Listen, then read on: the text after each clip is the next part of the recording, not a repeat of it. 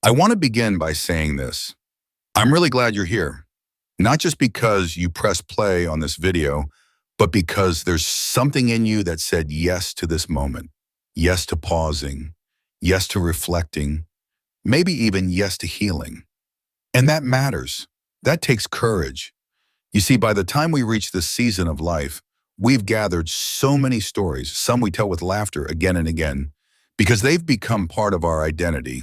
Some we keep tucked away in the quieter corners of our hearts because they still carry pain or regret or unfinished emotions we never quite knew what to do with.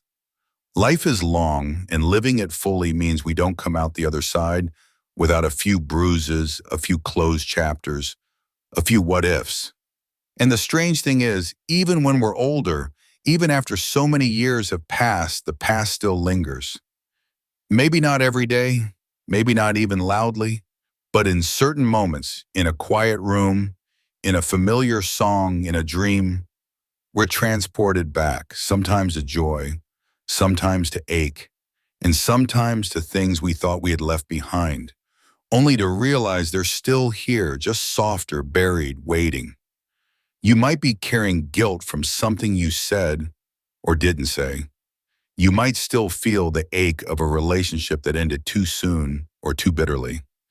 Maybe you wrestle with a decision that changed the direction of your life and sometimes wonder what could have been if you'd chosen differently. Or maybe it's none of that. Maybe it's just a subtle feeling that you've never really come to terms with parts of your story. That even though time has passed, your heart never quite caught up. That's okay. This isn't a lecture. It's not about judging who you were or what you did. It's not about fixing or rewriting anything. This is about coming home to yourself, about gently turning the pages of your story and saying, yes, that happened. And it's part of me, but it doesn't have to weigh me down anymore. We're not here to erase anything. We're here to honor it, point of it.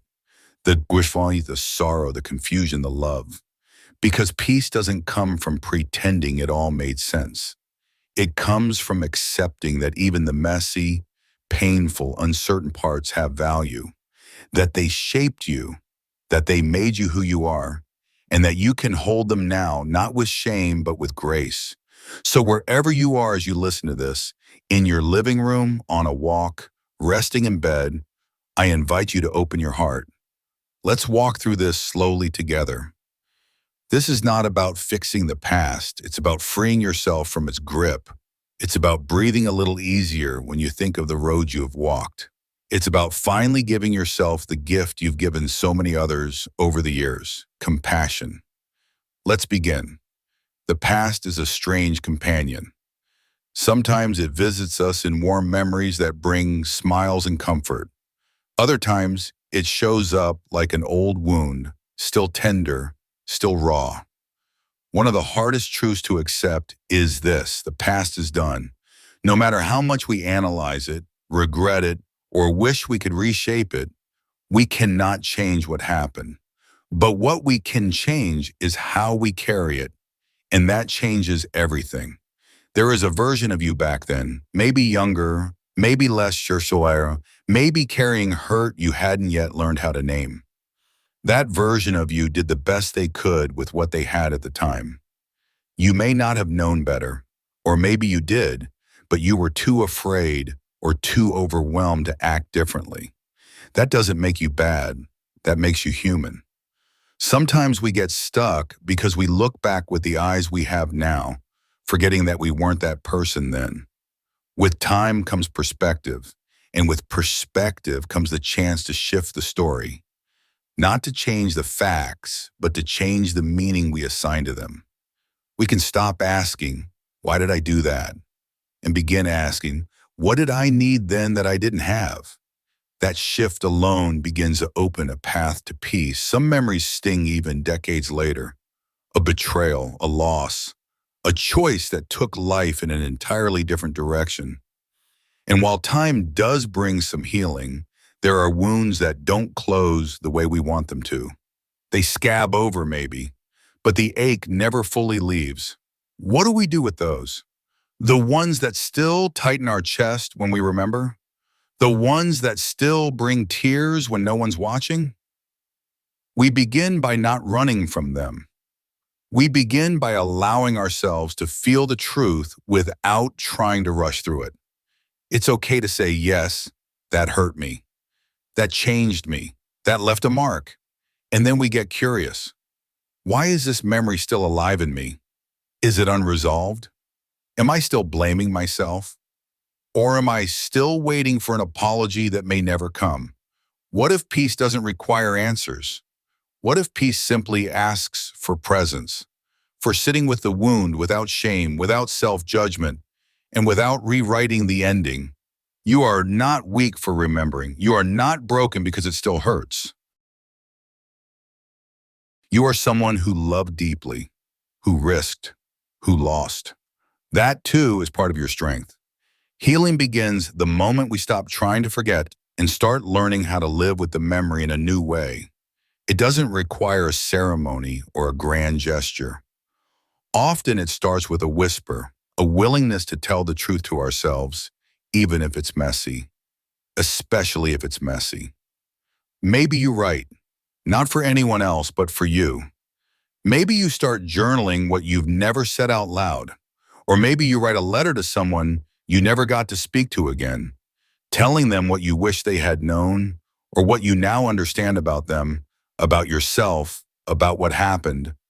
Or maybe you talk. Find someone who can hold space for your story without trying to tidy it up. A friend, a therapist, a group, or even a quiet moment in prayer. Saying things out loud can be powerful medicine. And then comes forgiveness. Perhaps the hardest part. Not everyone deserves a place in your life again. But forgiveness isn't always about reconciliation. It's not saying what they did was okay. It's saying you are no longer going to carry it around. You're no longer giving your energy to something that can't be undone.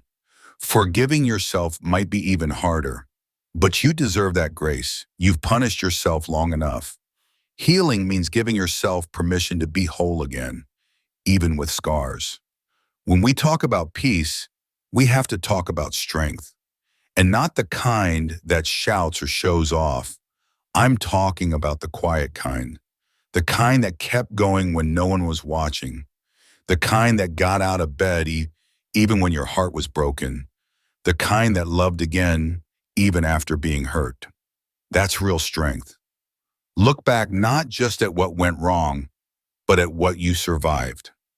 Look at the moments you thought would break you, and then remember, you're still here. You've weathered storms others didn't see. You've grown through soil that was rocky and dry, and still you bloomed. You are not defined by what hurt you. You are shaped by how you kept living anyway. You are not the worst thing you did. You are not the thing someone did to you. You are the full picture, the light and the shadow, the mistakes and the mercy. Peace doesn't come from denying our past. It comes from seeing it fully and saying that even with all of that, I still choose to love who I've become. There comes a point in life where we begin to see the bigger picture. We stop needing to control every detail and begin to trust in something greater. Call it calm, call it the universe, call it wisdom. But there's a peace that comes from believing that our story, even the hardest parts, had purpose. We begin to ask different questions. Not, why did this happen to me? But, what did this teach me? Not, what did I lose? But what did I find in the rubble? Sometimes we turn to prayer or meditation or simply sitting in silence and letting the stillness speak. Sometimes we revisit rituals or beliefs we once held and find new meaning in them. Other times we create our own ways to mark the moments, to say goodbye, to offer gratitude. Spiritual peace isn't about having all the answers. It's about resting in the mystery and knowing you are not alone in it, that your life, every chapter of it, has been held by something deeper than the pain. You still have time. That's not just a hopeful phrase. It's a fact. If you're listening to this, you're still here, still breathing, still becoming. And that means there's still time to write the rest of your story with intention. Legacy isn't just what we leave behind in a will. It's the stories we tell, the wisdom we pass on, the moments we choose to be fully present with someone we love. It's the phone call we make, the apology we offer, the forgiveness we grant. It's saying, I love you one more time.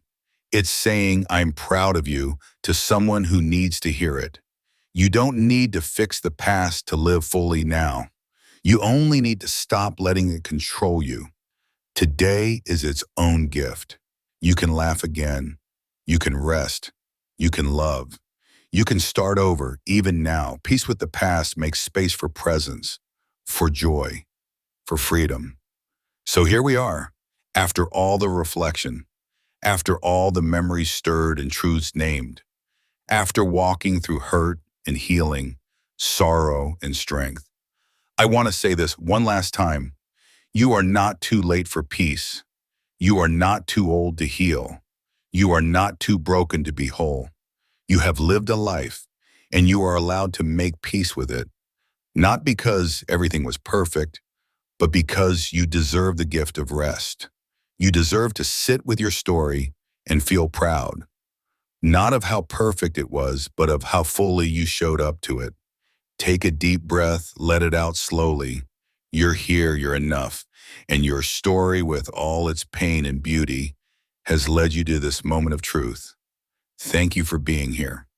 The journey toward peace is lifelong, but today you took another step, and that matters.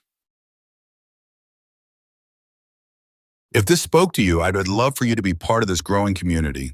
Go ahead and like, subscribe, and share your thoughts in the comments. This space is for healing, for reflection, for real connection. Thank you for being here.